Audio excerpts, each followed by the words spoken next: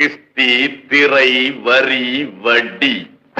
வானம் பொழிகிறது, பூமி விளைகிறது, உனக்கு ஏன் கொடுப்பது கிஸ்தி? எங்களோடு வயலுக்கு வந்தாயா, ஏத்தம் அரைத்தாயா, நீர்பாய்ச்சி நெடுவயல் நிறைய கண்டாயா, நாட்டு நட்டாயா, களை பறித்தாயா, கடனிவாழ் உழவருக்கு கஞ்சி கலையம் சுமந்தாயா, அங்கு கொஞ்சி விளையாடும் எங்குல பெண்களுக்கு மஞ்சள் அரைத்து பணிபுரிந்தாயா?